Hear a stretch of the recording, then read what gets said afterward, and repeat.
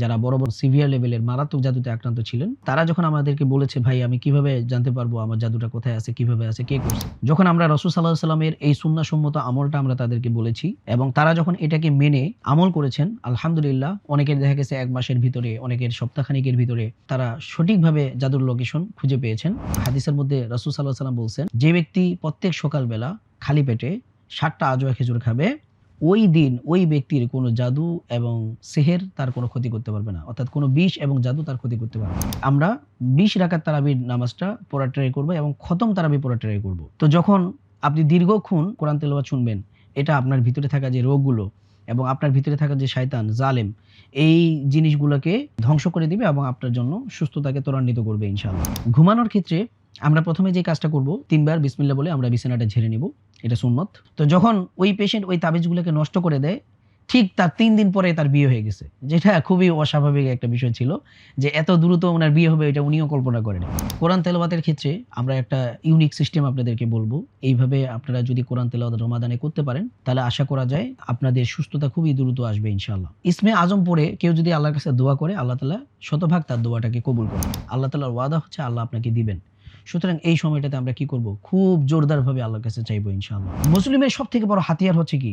আল্লাহর কাছে দোয়া করা এবং মাজলুমকে অভিসম্পাদ দেওয়া। তো এইজন্য আমরা রমাদানে কি করব? ৩ শ্রেণীর ব্যক্তিকে লানত দিব। তো এই গাইডলাইনটা আমরা মূলত আমাদের দীর্ঘ অভিজ্ঞতা এবং কোরআন এবং হাদিসের সার নির্যাস থেকে আমরা মূলত আপনাদের জন্য তৈরি করেছি। আসসালামু আলাইকুম ওয়া রাহমাতুল্লাহি ওয়া বারাকাতুহু। আলহামদুলিল্লাহ আমরা গত ২ টা পর্বে আলোচনা করেছি যে প্রথমত এই রমাদান মাস কেন একজন জিন জাদুর পেশেন্ট, এছাড়াও যারা স্বাভাবিকভাবে অসুস্থ তাদের জন্য, এছাড়া যাদের বিয়ে হচ্ছে না, এরপরে যাদের বাচ্চা হচ্ছে না, যাদের রিজিক নিয়ে প্রবলেম, অর্থাৎ আপনি আপনার কেরিয়ার ডেভেলপ করতে পারতেছেন না, একের পর এক বাধা আসে।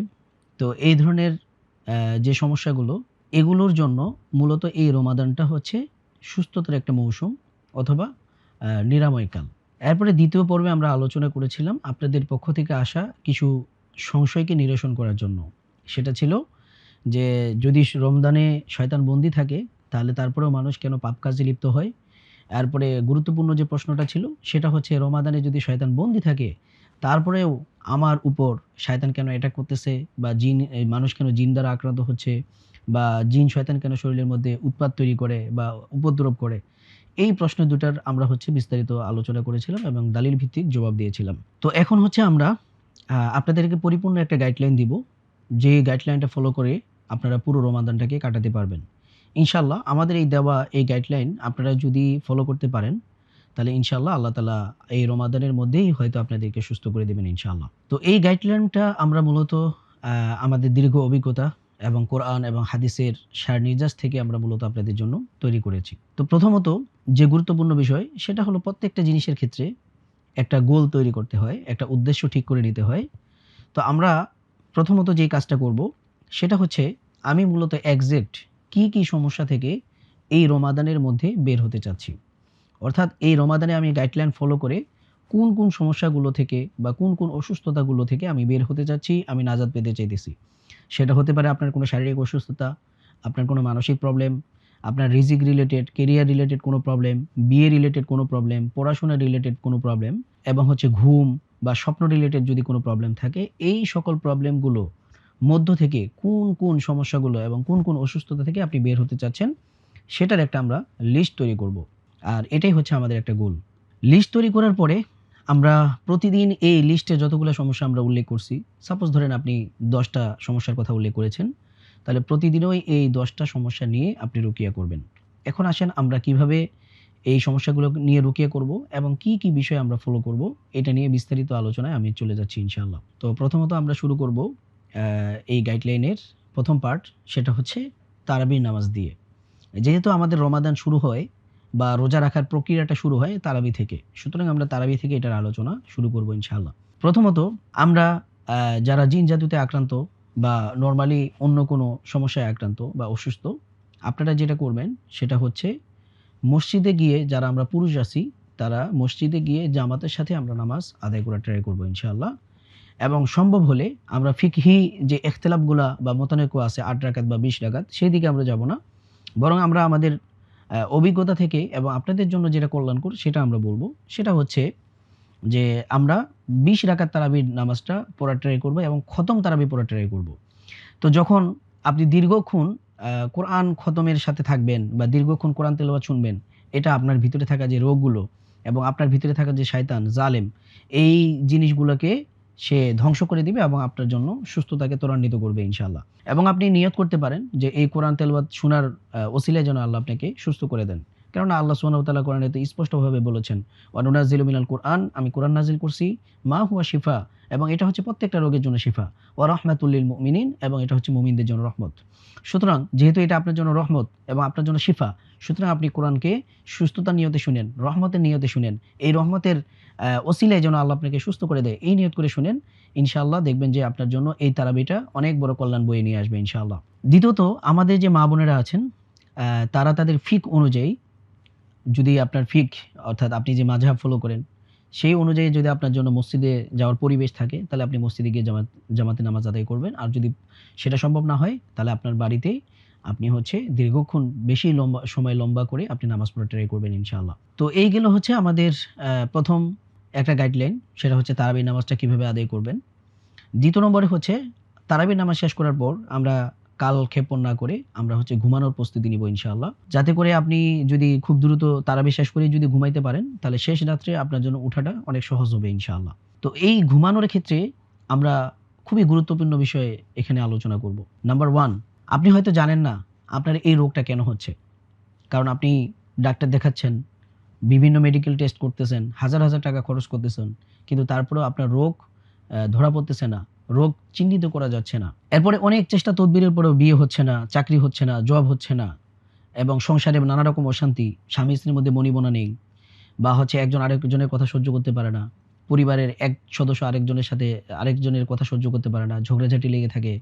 পরিবারে একের পর এক ঝামেলা তৈরি হয়। একের পর এক বিপদ, একের পর এক অসুস্থতা আপনার যেন পিছুই ছাড়তেছে না। এইরকম যদি হয়, তো আমরা দেখা যাচ্ছে যে অনেক সময় এর পিছনে কি কারণ, কেন এগুলো হচ্ছে এটা আমরা জানি না। তো এইখানে এই ঘুমানোর সময় আমরা কিভাবে আপনি আপনার রোগটাকে নির্ণয় করবেন? এগুলো কেন হচ্ছে? কি কারণে হচ্ছে? এটা আপনি কিভাবে জানবেন? এটার একটা পদ্ধতি এবং সুন্নাহসম্মত পদ্ধতি আমরা আপনাদেরকে এখন বলে দেব ইনশাআল্লাহ। ঘুমানোর ক্ষেত্রে আমরা ১ম এ যে কাজটা করব সেটা হচ্ছে ৩ বার বিসমিল্লাহ বলে আমরা বিছানাটা ঝেড়ে নিব। এটা সুন্নত। এরপরে অবশ্যই এর আগে আমরা উযু করে নিব। উযু করে তারপরে হচ্ছে আমরা বিছানায় আসব। তো এরপরে আমরা কি করব সেটার জন্য আমরা আগে একটা হাদিস দেখে নেই, যেটা রাসূল সাল্লাল্লাহু আলাইহি সাল্লাম তার ক্ষেত্রে প্রয়োগ করেছিলেন। তো সহিহ বুখারীর মধ্যে বর্ণিত হয়েছে, ইমাম বুখারী রাহিমাহুল্লাহ এই হাদিসটাকে নিয়ে এসেছেন যে বাবু সিহরিন নবী সাল্লাল্লাহু আলাইহি সাল্লাম, মানে রাসূল সাল্লাল্লাহু আলাইহি সাল্লামকে জাদু করার যে অধ্যায়, ওই অধ্যায়ে উনি এই হাদিসটা নিয়ে এসেছেন। তিনি বলেছেন যে রাসূল সাল্লাল্লাহু আলাইহি ওয়াসাল্লাম, এই হাদিসটা মূলত আম্মা জান আয়েশা রাদিয়াল্লাহু তাআলা আনহা বর্ণনা করেছেন। তিনি বলতেছেন যে একবার রাসূল সাল্লাল্লাহু আলাইহি সাল্লাম এক রাত্রে আমার কাছে ছিল। তখন তিনি আল্লাহর কাছে দোয়া করতেছিলেন। তো সহিহ মুসলিমে এটার আ আম এইভাবে আসছে যে দাআ সুম্মা দাআ সুম্মা দাআ। মানে তিনি কন্টিনিউয়াসলি আল্লাহর কাছে দোয়া করতেছিলেন। তো এটা উনি কি দোয়া করতেছিলেন? উনার মূলত আসলে কি হইছে? কেন এই সমস্যাটা হচ্ছিল? কি কারণে হচ্ছিল? এই বিষয় নিয়ে তিনি আল্লাহর কাছে টানা দোয়া করতেছিলেন। তখন আল্লাহ সুবহানাহু ওয়া তাআলা ঘুমের মধ্যে স্বপ্নের মাধ্যমে ফেরেশতাকে নাজিল করেন। ২ জন ফেরেশতা, একজন তার মাথার কাছে, আরেকজন তার পায়ের কাছে এসে বসলেন। এবং একজন ফেরেশতা আরেকজন ফেরেশতাকে জিজ্ঞাসা করতেছিল, এই ব্যক্তির মূলত কি হইছে? তখন একজন বলতেছিল যে হুয়া মাতবুব, মানে তাকে জাদু করা হইছে। বলতেছে মান তব্বা, কে তাকে জাদু করছে? বলতেছে লাবিদ ইবনে আসম। এরপরে বলা হলো যে কি, কি উপাদান দিয়ে তাকে জাদু করা হইছে? বলল যে তার মাথার চুল এবং চিরুনি থেকে আঁচড়ানো যে দাড়ি যেটা ঝরে পড়ছে, এই চিরুনি থেকে আঁচড়ানো চুল এবং দাড়ি এবং হচ্ছে চিরুনি। এরপরে হচ্ছে রাসূল সাল্লাল্লাহু আলাইহি সাল্লামের এই জাদুগুলোকে খেজুর গাছের, পুরুষ খেজুর গাছের যে ছোবলা আছে, নৌকার মতো আমরা যেটা দেখতে পাই, ওইটার ভিতরে রেখে সেই জাদুটা করা হয়েছিল। তখন একজন ফেরেশতা আরেকজনকে জিজ্ঞাসা করল যে এই জাদুটা কোথায় রাখা হইছে? তখন বলল যে জারওয়ান নামক কূপের মধ্যে পাথর চাপা দিয়ে রাখা হইছে। তো এইভাবে রাসূল সাল্লাল্লাহু আলাইহি সাল্লামকে আল্লাহ সুবহানাহু ওয়া তাআলা তার দোয়ার কারণে, তিনি যে কন্টিনিউয়াসলি আল্লাহর কাছে দোয়া করেছেন, এই বারবার দোয়া করার কারণে আল্লাহ সুবহানাহু ওয়া তাআলা উনার কি সমস্যা, কেন উনার প্রবলেম হচ্ছিল, কি হইছে, কেন হইছে, কে জাদু করছে, কিভাবে করছে, এই বিষয়গুলো আল্লাহ সুবহানাহু ওয়া তাআলা তাকে সত্য স্বপ্নের মাধ্যমে ফেরেশতাদেরকে নাজিল করানোর মাধ্যমে এই বিষয়টি জানিয়ে দেন। অতঃপর রাসূল সাল্লাল্লাহু আলাইহি সাল্লাম তিনি সাহাবীদেরকে পাঠিয়ে সেই কূপ থেকে জাদুগুলো তুলে এনে নষ্ট করে দেন। তাহলে এইখান থেকে আমরা একটা বিষয় স্পষ্টভাবে জানতে পারি, সেটা হচ্ছে যে আমাদেরকে যারা আপনারা প্রশ্ন করেন যে ভাই আমার আসলে কি হইছে? আমি কিভাবে এটা জানতে পারবো? অথবা আমাকে কে জাদু করছে? কিভাবে জাদু করছে? কি দিয়ে জাদু করছে? এটা আমি জানতে চাই। তো আপনাদের জন্য বেস্ট সলিউশন হচ্ছে রাসূল সাল্লাল্লাহু আলাইহি ওয়াসাল্লামের এই হাদিসকে ফলো করা। আপনারা কি করবেন? ওই যে উজু করে আসার পরে বিছানায় শুয়ে আ আগে হচ্ছে মাসনুন যে দোয়াগুলো আছে, ঘুমানোর যে দোয়াগুলো আছে এগুলো আগে পড়ে নিবেন। যেমন আয়াতুল কুরসি পাঠ করা, তারপর আল্লাহুম্মা বিসমিকা আমুতু ওয়া আহইয়া, এই যে দোয়াগুলো আছে এগুলো পড়ে নিবেন। এরপরে হচ্ছে গিয়ে আপনি আল্লাহর কাছে দোয়া করতে থাকেন যে, "আল্লাহ আমার কি হইছে? কেন আমার এই অসুস্থতা? কেন আমার বিয়ে হচ্ছে না? কেন আমার চাকরি হচ্ছে না? কেন আমার অসুস্থতা পিছু ছাড়তেছে না? কেন আমার সমস্যাগুলো নির্মূল হচ্ছে না? একের পর এক বিপদ আমার উপরে কেন আসতেছে? কি কারণে হইতেছে?" এগুলোকে আপনি আমাকে জানায় দেন, আপনি আমাকে দেখায় দেন। এরপরে আপনি দোয়া করেন যে, "আল্লাহ যদি আমি জাদুতে আক্রান্ত হয়ে থাকি, তাহলে আমার এই জাদুটা কে করছে? কিভাবে করছে? কি দিয়ে করছে? এবং জাদুটা কোথায় আছে? এটার এক্সাক্ট লোকেশন আপনি আমাকে দেখায় দেন।" এরপরে আমরা আল্লাহকে বলব যে, "আল্লাহ এই যে জাদুগুলো যদি আসলে আমি জাদুতে আক্রান্ত হয়ে থাকি, তাহলে এই জাদুগুলোকে তুলে নষ্ট করার তৌফিক আপনি আমাকে দেন। আর যদি আমি এগুলোকে তুলে নষ্ট করতে না পারি, কারণ আমরা আমাদের অভিজ্ঞতায় দেখেছি অনেক পেশেন্ট তারা সত্য স্বপ্নের মাধ্যমে জাদুর লোকেশন দেখতে পেয়েছেন। কিন্তু বাস্তবেই তারা ওইটাকে উঠানোর মতো মানে কোনো সুযোগ তারা পাননি, যেকোনো পারিপার্শ্বিক কারণে। তো এইজন্য আমরা দোয়া করব। দোয়ার মধ্যে আমরা এটা অন্তর্ভুক্ত করে দিব যে, "আল্লাহ যদি এটা আমার পক্ষে উঠানো সম্ভব না হয়, নষ্ট করা সম্ভব না হয়, তাহলে আপনি আপনার বাহিনীর মাধ্যমে সেটাকে নষ্ট করে দিন, ধ্বংস করে দিন।" কেননা আল্লাহ তাআলা আপনি নিজেই বলেছেন যে, "ওয়ালিল্লাহি জুনুদুস সামাওয়াতি ওয়াল আরদ।" আসমান এবং জমিনে যা কিছু আছে সবকিছুই হচ্ছে আপনার বাহিনী। সুতরাং হে আল্লাহ আপনি আপনার বাহিনীর মাধ্যমে আমার এই জাদুগুলোকে আপনি ধ্বংস করে দেন। তো আলহামদুলিল্লাহ এইভাবে আমরা আমাদের অ্যা অভিজ্ঞতার আলোকে আমাদের কাছে যারা রুকিয়ার জন্য এসেছেন, যারা বড়, বড় জাদুতে আক্রান্ত ছিলেন এবং সিভিয়ার লেভেলের মারাত্মক জাদুতে আক্রান্ত ছিলেন, তারা যখন আমাদেরকে বলেছে, "ভাই আমি কিভাবে জানতে পারবো আমার জাদুটা কোথায় আছে, কিভাবে আছে, কে করছে?" যখন আমরা রাসূল সাল্লাল্লাহু আলাইহি সাল্লামের এই সুন্নাহসম্মত আমলটা আমরা তাদেরকে বলেছি এবং তারা যখন এটাকে মেনে আমল করেছেন, আলহামদুলিল্লাহ অনেকের দেখা গেছে ১ মাসের ভিতরে, অনেকের সপ্তাহখানেকের ভিতরে, অনেকের আছে আরো একটু দীর্ঘ সময় লাগছে বা আরো কম সময় লাগছে। তো অনেক পেশেন্ট আমাদেরকে তারা জানিয়েছেন, তারা সঠিকভাবে জাদুর লোকেশন খুঁজে পেয়েছেন। আলহামদুলিল্লাহ আমি আমার জীবনে কয়েকটা জায়গায় যাওয়ার তৌফিক হয়েছে, যেখানে আমি পেশেন্টকে আমল বলে দিয়েছি। পেশেন্ট তখন আমাকে জানাইছে যে, "ভাই আমি অমুক জায়গায় দেখছি জাদু আছে, আপনাকে যাইতে হবে।" তো আলহামদুলিল্লাহ আমি তাদের সাথে গেছি এবং ঠিকই আমরা ওই জায়গা থেকে জাদুর যে বস্তু বা উপাদান সেগুলোকে আমরা মানে তুলছি এবং নষ্ট করে দিছি। এরপরে পেশেন্ট সুস্থ হয়ে গেছে আলহামদুলিল্লাহ। আবার আমাদের অভিজ্ঞতা এমন হইছে যে আমরা পেশেন্টকে এই আমল বলছি, কিন্তু আমাকেই সেখানে যাওয়া লাগে নাই। আল্লাহ তাআলা তাকে ডাইরেক্ট নির্দেশনা দিয়ে দিছে যে তাকে কি করতে হবে। তো পেশেন্টের মাথায় আসছে যে তার পুকুরের মধ্যে জাদু আছে। তখন তিনি কি করছেন? এই জাল মানে ওই যে জাল যে আমরা পুকুরে ফালাই ঐরকম ফিক্কা জাল মেরে আ আ পুকুরে যখন মারছে তখন আলহামদুলিল্লাহ ওইটার সাথে মানে তাবিজগুলো উঠে আসছে। তো যখন ওই পেশেন্ট ওই তাবিজগুলোকে নষ্ট করে দেয়, ঠিক তার ৩ দিন পরে তার বিয়ে হয়ে গেছে। যেটা খুবই অস্বাভাবিক একটা বিষয় ছিল যে এত দ্রুত উনার বিয়ে হবে এটা উনিও কল্পনা করে নাই। তাহলে উনার বিয়ে বন্ধের জাদুটা মূলত পুকুরে ছিল। যেটা উনি সত্য স্বপ্নের মাধ্যমে দেখতে পাইছেন এবং আল্লাহ তাআলা তার জেহেনে, তার ব্রেইনের মধ্যে আল্লাহ তাআলা এটাকে ঢেলে দিছেন। তার কলবের মধ্যে আল্লাহ এটা ঢেলে দিছেন। এইটার পরে তিনি সেই জাদুগুলোকে পেয়েছেন এবং সেগুলোকে নষ্ট করার পরে তার বিয়ে হয়ে গিয়েছে আলহামদুলিল্লাহ। তো এটা আমরা শুধু যে হাদিস থেকেই পাই বিষয়টা এমন না। বরং এই আমলটা হাদিস দ্বারা প্রমাণিত। রাসূল সাল্লাল্লাহু আলাইহি ওয়াসাল্লাম নিজেই এটা করিয়ে আমাদেরকে দেখিয়েছেন। সুতরাং এই আমলটা করার মাধ্যমে ফলাফল পাওয়াটা সুনিশ্চিত। ইনশাআল্লাহ আপনারা খুব আগ্রহের সাথে গুরুত্বের সাথে এই রমাদানে প্রত্যেক রাতে, প্রত্যেক ঘুমানোর সময় আপনারা এইভাবে আল্লাহর কাছে দোয়া করেন, আল্লাহর কাছে চান। ইনশাআল্লাহ আল্লাহ তাআলা আপনাদেরকে জানিয়ে দিবেন, দেখিয়ে দিবেন ইনশাআল্লাহ। আর যদি আল্লাহ তাআলা আপনাদেরকে নাও জানায় বা নাও দেখিয়ে দেয়, তবুও আল্লাহ তাআলা আপনার দোয়ার কারণে ওই যে আপনি দোয়া করতেছেন যে, "আল্লাহ আপনি আপনার বাহিনীর মাধ্যমে আমার জাদুগুলোকে ধ্বংস করে দেন।" আল্লাহ ঠিকই তার বাহিনীর মাধ্যমে আপনার জাদুকে নষ্ট করে দিবেন। আপনি সুস্থ হয়ে যাবেন ইনশাআল্লাহ। তো এরপরে আমরা এভাবে বাংলায় দোয়া করব নিজের মন মতো।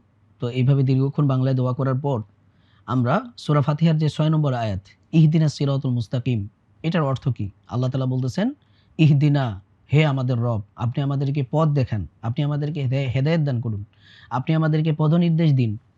আস-সিরাতুল মুস্তাকিম, সঠিক, সরল ও সহজ পথের। তাহলে এই দোয়াটা কিন্তু আপনার সমস্যাগুলোর সাথে মিলে। অর্থাৎ আপনি বলতেছেন যে, "আল্লাহ ইহদিনাস সিরাতাল মুস্তাকিম", অর্থাৎ হে আল্লাহ আমার জাদুগুলো কোথায় আছে? আমার সমস্যা কেন হচ্ছে? কি কারণে হচ্ছে? এইটার সমাধানের পথ আপনি আমাকে দেখায় দেন। এটাকে কিভাবে আমি সমাধান করতে পারি, এই সিস্টেম আপনি আমাকে জানাই দেন। এইভাবে আপনি এই নিয়ত করে, করে এই দোয়াটাকে পাঠ করেন। ইহদিনাস সিরাতাল মুস্তাকিম, ইহদিনাস সিরাতাল মুস্তাকিম। এইভাবে কন্টিনিউয়াসলি দোয়া করতে, করতে ঘুমায় যান। ইনশাআল্লাহ এতে করে আপনার ঘুমও ভালো হবে এবং সত্য স্বপ্নের মাধ্যমে অথবা আল্লাহ তাআলা আপনার অন্তরের মধ্যে ইলহাম করবেন, আল্লাহ অন্তরের মধ্যে ঢেলে দিবেন যে আপনার আসলে কি হইছে? কেন এই প্রবলেমগুলো হচ্ছে? এটার সমাধানের পথ কি? আল্লাহ তাআলা আপনাকে দেখাই দিবেন ইনশাআল্লাহ। তো সুন্নাহসম্মত এই আমলটা করে আমরা ঘুমিয়ে পড়বো। এর পরবর্তীতে আমরা আ তাহাজ্জুদের সময় উঠবো ইনশাআল্লাহ। তো তাহাজ্জুদের সময় অর্থাৎ সাহারির সময়। এখন তাহাজ্জুদ মানেই সাহারি, সাহারি মানেই তাহাজ্জুদ। তো আমরা মোটামুটি সাহারি খাওয়ার ১ ঘন্টা আগে উঠে পড়বো। কমপক্ষে ৪০ মিনিট আগে আমরা উঠবো। এরপরে আমরা কি করব? প্রথমত উঠেই আমরা মেসওয়াক করে নিব। মেসওয়াক করার পর এরপরে হচ্ছে আমরা উযু করব। উযু করার পরে এসেই আমরা ২ রাকাত নামাজ পড়ে নিব ইনশাআল্লাহ। আর যদি আমার পক্ষে সম্ভব হয় তাহলে আমি ৮ রাকাত পর্যন্ত নামাজ পড়তে পারি ইনশাআল্লাহ।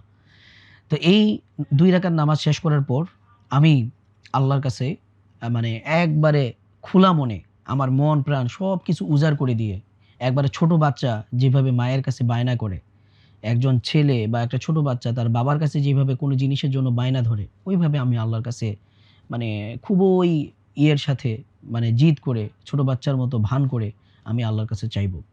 তো এটা কেন? এই সময়ে আমরা এইভাবে কেন দোয়া করব? এর পেছনে কারণ হচ্ছে রাসূল সাল্লাল্লাহু আলাইহি সাল্লাম বলেছেন যে, "ইয়ানজিলু রাব্বুনা তাবারাকা ওয়া তাআলা কুল্লা লাইলাতিন ইলাস সামাঈদ দুনিয়া।" যে আল্লাহ সুবহানাহু ওয়া তাআলা আমাদের রব তাবারাকা ওয়া তাআলা তিনি প্রত্যেক রাত্রিতে মানে প্রত্যেক শেষ রাতে দুনিয়ার আসমানের মধ্যে তিনি নেমে আসেন। এরপরে তিনি বান্দাদেরকে আহ্বান করেন, "এ কেউ আসো কিনা? আমার কাছে ক্ষমা চাইবা, আমি তাকে ক্ষমা করে দিব। এবং কেউ কি আছে যে আমার কাছে রিজিক চায়, আমি তাকে রিজিক দিব। এবং কেউ কি আছে যে আমার কাছে গুনাহ মাফের জন্য দোয়া করে, আমি তার গুনাহ মাফ করে দিব।" ওয়া কাযা, ওয়া কাযা এভাবে আল্লাহ তাআলা আমাদেরকে ডাকতে থাকেন। তো আমাদের রব যখন আমাদেরকে এভাবে ডাকতেছে, আমরা যদি তখন ওই সময়টাতে আল্লাহর কাছে চাই, আল্লাহর কাছে দোয়া করি, তাহলে অবশ্যই আল্লাহ তাআলা আমাদেরকে সেই মানে আমাদের আকাঙ্ক্ষার যে বস্তুটা সেটা অবশ্যই আল্লাহ তাআলা আমাদেরকে দিবেন। তাহলে এখানে আপনারা লক্ষ্য করে দেখেন হাদিসে আল্লাহ তাআলা বলতেছেন যে, আ "তোমাদের কেউ আছে কিনা আমার কাছে রিজিক চাও, আমি তাকে রিজিক দিব।" তাহলে দেখেন রিজিকের মধ্যে কিন্তু আপনার বিয়ে-শাদী আছে। রিজিকের মধ্যে আপনার সন্তান আছে। রিজিকের মধ্যে আপনার ইনকাম সোর্স, আপনার কেরিয়ার এই সব কিছু বিষয়। রিজিকের মধ্যে আপনার পড়াশোনা, আপনার পরীক্ষা, আপনার এক্সাম সবকিছু ঢুকে গেছে। তাহলে এগুলো নিয়ে যখন আপনি চাইবেন, আল্লাহ তাআলার ওয়াদা হচ্ছে আল্লাহ আপনাকে দিবেন। সুতরাং এই সময়টাতে আমরা কি করব? খুব জোরদারভাবে আল্লাহর কাছে চাইবো ইনশাআল্লাহ। তো এইভাবে যদি আমি কন্টিনিউয়াসলি আল্লাহর কাছে প্রতিদিন ওই যে আমরা লিস্ট করছি ১০ টা প্রবলেম বা ২০ টা প্রবলেম সেগুলোকে ধরে, ধরে যদি আপনি প্রতিদিন এভাবে আল্লাহর কাছে দোয়া করেন তাহাজ্জুদের সময়, ইনশাআল্লাহ এই রমাদান শেষ না হতে, হতেই আপনি আপনার কাঙ্ক্ষিত রেজাল্ট পেয়ে যাবেন ইনশাআল্লাহ। তো এইভাবে আমাদের তাহাজ্জুদের পার্ট শেষ করার পর আমরা হচ্ছে এখন সাহারির দিকে যাব। অর্থাৎ আমরা সাহারিতে কি, কি জিনিস খাইতে পারি? তো বিশেষ করে যারা জাদুর পেশেন্ট আছেন বা জিনে আক্রান্ত আছেন এবং যাদের পেটের প্রবলেম হয় তারা স্পেশালি হচ্ছে সাহারিতে খাবার শুরু করার আগে সর্বপ্রথম যে জিনিসটা আপনারা খাবেন সেটা হচ্ছে আজওয়া খেজুর। কারণ হাদিসের মধ্যে রাসূল সাল্লাল্লাহু আলাইহি ওয়াসাল্লাম বলছেন, "মান তাসাব্বাহা সাবআ তামারাতিন আজওয়াতিন" যে ব্যক্তি প্রত্যেক সকালবেলা খালি পেটে ৭ টা আজওয়া খেজুর খাবে, লাম ইয়াদুররাহু ফি যালিকাল ইয়াউম সুম্মুন ওয়ালা সিহরুন। তাহলে ওই দিন ওই ব্যক্তির কোনো জাদু এবং সিহর তার কোনো ক্ষতি করতে পারবে না। অর্থাৎ কোনো বিষ এবং জাদু তার ক্ষতি করতে পারবে না। তাহলে দেখেন আপনি যখন সাহারিটা শুরু করতেছেন আজওয়া খেজুর দিয়ে, এর মানে আপনি আপনার নিজেকে একবারে মানে যত জাদু এবং বিষাক্ত যত জিনিস আছে এই সবগুলো থেকে আপনি প্রোটেকশন গ্রহণ করলেন। আপনি আপনার বুলেট প্রুফ একটা জ্যাকেট গায়ে দিলেন। ইনশাআল্লাহ এই এইটা করার কারণে কোনো শয়তান আপনার উপর আর কোনো অনিষ্ট চালাইতে পারবে না এবং জাদুকররা আপনার উপর সফলকাম হইতে পারবে না। এরপরে ২য় যে খাবারটা আমরা খাবো সেটা হচ্ছে আমাদের রুকিয়া করা পানি। অর্থাৎ আমি খেজুর খাওয়ার পরেই একটু কোরআন পাঠ করা হয়েছে। সেটা সূরা ফাতিহা হইতে পারে, আয়াতুল কুরসি হইতে পারে, সূরা ইখলাস, ফালাক, নাস এগুলো পাঠ করা পানি। এটাকে আমরা রুকিয়ার পানি বলতেছি। তো এই পানিটা খেয়ে নিবেন। তাহলে ১ম এ আপনি আজওয়া খেজুর খাইলেন, এরপরে পানি খাইলেন। এরপরে গিয়ে আপনি হচ্ছে যেহেতু আমাদের জিন জাদুর পেশেন্ট যারা তারা মূলত একটু দুর্বল থাকেন শারীরিকভাবে। শয়তান আমাদের শারীরিক যে নার্ভাস সিস্টেম এটার উপর অ্যাটাক করে থাকেন। যে কারণে আমরা দুর্বলতা ফিল করি। তো ইমাম যাহাবী রহিমাহুল্লাহ উনার একটা বই আছে যেটার নাম হচ্ছে আত-তিব্বুন নববী। ইমাম যাহাবী রহিমাহুল্লাহ উনার একটা বই আছে সেটার নাম হচ্ছে আত-তিব্বুন নববী। এই তিব্বুন নববী নামে অনেকগুলো বই মূলত অনেক আলেম লিখছেন। এর মধ্যে সবথেকে প্রসিদ্ধ হচ্ছে ইমাম ইবনুল কাইয়িম রাহিমাহুল্লাহর লেখা আত-তিব্বুন নববী। কিন্তু উনি ছাড়াও আরও অনেকেই আত-তিব্বুন নববী লিখেছেন। তো ইমাম যাহাবী রাহিমাহুল্লাহ ওইখানে একটা বর্ণনা নিয়ে আসছেন যে একবার একজন নবী তিনি আল্লাহর কাছে দোয়া করছিলেন তার দুর্বলতার জন্য, যে আল্লাহ আমি তো অনেক দুর্বলতা ফিল করতেছি। তখন আল্লাহ সুবহানাহু ওয়া তাআলা তাকে হচ্ছে মানে দেশি মুরগির ডিম তাকে খাইতে বলছিল। অর্থাৎ মুরগির ডিম তাকে খাইতে বলছিল। তো আপনারা যদি পিওর দেশি মুরগির ডিম পান, সেই ধরনের পিওর দেশি মুরগির ডিম খাইতে পারেন, যেটা আপনার শরীরের জন্য অনেক বেশি উপকারী হবে এবং আপনাকে শক্তিশালী করবে ইনশাআল্লাহ। এছাড়াও আমরা প্রফেটিক মেডিসিন বা তিব্বে নববীতে বা রাসূল সাল্লাল্লাহু আলাইহি ওয়াসাল্লাম যে সকল খাবারগুলো খাইতেন বা পছন্দ করতেন, এই ধরনের খাবারগুলো আমরা রাখতে পারি। সেক্ষেত্রে সারেদ হইতে পারে। সারেদ মানে হইলো রুটি দিয়ে মাংস খাওয়া। এরপরে হচ্ছে তালবিনা হইতে পারে। তালবিনা মূলত হচ্ছে যবের আটা এবং হচ্ছে মধু এবং দুধ, এটা সংমিশ্রণ করে মূলত হচ্ছে তালবিনাটা খাওয়া হয়। তো রাসূল সাল্লাল্লাহু আলাইহি ওয়াসাল্লাম বলছেন তালবিনা মানুষের হৃদয়কে প্রশান্ত করে এবং যাদের ডিপ্রেশন থাকে এই ডিপ্রেশনকে কমায় দেয়। অ্যাংজাইটি যারা ফিল করে এই অ্যাংজাইটিকে দূর করে দেয়। সুতরাং আপনারা যাদের এই ডিপ্রেশনের প্রবলেম আছে তারা হচ্ছে তালবিনাও খেতে পারেন। এছাড়া আপনারা আপনাদের খাবার তালিকায় যা থাকে আল্লাহ তাআলা যা রিজিকে দিয়েছেন সেটা খাবেন ইনশাআল্লাহ। তবে সর্বপ্রথম আমরা আজওয়া খেজুর দিয়ে শুরু করব। আর যদি কারো আজওয়া খেজুর না থাকে তাহলে যেকোনো ভালো মানের খেজুর দিয়েও আপনারা এই কাজটা করতে পারবেন ইনশাআল্লাহ। যেহেতু আজওয়া খেজুরের দাম একটু বেশি, সেক্ষেত্রে অন্য খেজুরও আপনারা খেলে ইনশাআল্লাহ আল্লাহ তাআলা চাইলে ফায়দা হবে। তবে এখানে একটা গুরুত্বপূর্ণ বিষয় হলো যারা ডায়াবেটিসের পেশেন্ট আছেন তাদের জন্য আমরা সাজেস্ট করব এই খেজুর না খাওয়া এবং হচ্ছে মধু দিয়ে হচ্ছে তালবিনা না বানানো। তো আপনারা কি করবেন? আপনারা জাস্ট সর্বপ্রথম পড়া পানি খাবেন। অর্থাৎ রুকিয়া করা পানি খাবেন। রুকিয়া করা পানি খেয়ে তারপর হচ্ছে যে আপনি বাকি খাবার খাবেন। তো আমাদের যখন খাবার-দাবারের পার্ট শেষ হয়ে যাবে, আমরা সবার শেষে আবার কি করব? ওই যে রুকিয়া করা পানি সেটা আমরা আবার খেয়ে নিব। তাহলে কি হলো? প্রথমটা আমি শুরু করলাম প্রোটেকশন দিয়ে এবং সর্বশেষটা শেষ করলাম মানে রুকিয়া করা পানি দিয়ে প্রোটেকশনের মাধ্যমে। তাহলে আপনি শুরু এবং শেষ উভয়টাতে তালা মেরে রাখলেন। এখানে আসলে শয়তান বা জাদু এগুলো প্রবেশ করার আর কোনো অপশন থাকবে না ইনশাআল্লাহ। তো এইভাবে আমাদের সাহরির পার্ট শেষ করার পর আমরা হচ্ছে ফজরের নামাজের জন্য প্রিপারেশন নিব। অনেকে আমরা ফজরের নামাজের সময় ঘুমায় পড়ি। তো এটা আমরা করব না অবশ্যই। আমরা আউয়াল ওয়াক্তেই আযান দেওয়ার সাথে সাথেই নামাজ পড়ে নিব। পুরুষ যারা আছি তারা মসজিদে চলে যাব এবং নারী যারা আছে আমরা বাড়িতেই ফজর নামাজ পড়ে নিব ইনশাআল্লাহ। ফজরের নামাজ শেষে মানে চট করে ঘুমাইতে চলে যাবেন না। বরং জায়নামাজে বসে আপনি হচ্ছে আপনার দৈনন্দিন যে মাসনুন যে দোয়াগুলো আছে, যে জিকিরগুলো আছে, যেটাকে আমরা মাসনুন দোয়া বলি, যেমন আয়াতুল কুরসি পাঠ করা, এরপর হচ্ছে ৩ কুল পাঠ করা, সূরা ইখলাস, সূরা ফালাক এবং সূরা নাস পাঠ করা। অবশ্যই এই ৪ টা সূরা এবং আয়াতের অংশ আপনাকে অবশ্যই পাঠ করতে হবে। আয়াতুল কুরসি পাঠ করলে কি হবে? কোনো ব্যক্তি যদি সকালবেলা আয়াতুল কুরসি পাঠ করে তাহলে সন্ধ্যা পর্যন্ত তার কাছে কোনো শয়তান আসতে পারবে না। আবার যদি ৩ কুল পাঠ করে অর্থাৎ সূরা ইখলাস, ফালাক, নাস, তাহলে রাসূল সাল্লাল্লাহু আলাইহি ওয়াসাল্লাম বলছেন আসমান এবং জমিনের বুকে যত ক্ষতিকর জিনিস আছে এই সমস্ত ক্ষতিকর জিনিস থেকে ওই দিন আল্লাহ তাআলা তাকে হেফাজত করবেন। অর্থাৎ সমস্ত অনিষ্ট থেকে হেফাজতের জন্য এই ৩ টা সূরাই যথেষ্ট। তাহলে যারা আমরা সকল মাসনুদ দোয়াগুলো পারবো না, কমপক্ষে আয়াতুল কুরসি এবং ৩ কুল আমরা অবশ্যই পড়ব। এছাড়াও শায়েখ আ আহমদুল্লাহ হাফিজাহুল্লাহ উনার একটা বই আছে সকাল সন্ধ্যা দোয়া ও জিকির নামে, আপনারা সেটা পড়তে পারেন। ওই দোয়াগুলা যদি আপনারা টানা ১ মাস পড়েন তাহলে আশা করা যায় আপনাদের দোয়াগুলো মুখস্থ হয়ে যাবে ইনশাআল্লাহ। এবং এই দোয়াগুলো মুখস্থ রাখাটা আপনাদের সবার জন্য জরুরি। কারণ এই দোয়াগুলো আমাদেরকে সকল ধরনের বিপদ-আপদ, সেটা দুনিয়াবী বিপদ হোক বা আখিরাতি কোনো বিপদ হোক অথবা জিন শয়তান কেন্দ্রিক কোনো বিপদ হোক অথবা জিন শয়তান ছাড়াও আদার্স কোনো বিপদ হোক, সমস্ত বিপদ-আপদ থেকে এই দোয়াগুলো আমাদেরকে হেফাজত করেন। এজন্য আমরা সাজেস্ট করব আপনারা সকাল সন্ধ্যার যে দোয়াগুলো আছে এগুলো পড়তে পারেন। হিসনুল মুসলিম নামে বই আছে সেটা থেকে পড়তে পারেন অথবা শায়েখ আহমদুল্লাহর যে বই আছে সেখান থেকেও আপনারা পড়তে পারেন ইনশাআল্লাহ। তো এইভাবে মাসনুদ দোয়া পড়তে পড়তে যখন দেখবেন যে ফজরের নামাজের পরে আধা ঘন্টা চলে গেছে, আধা ঘন্টা পরে আপনি আরো ২ রাকাত নামাজ পড়বেন। এটাকে আমরা ইশরাকের নামাজ পড়ি।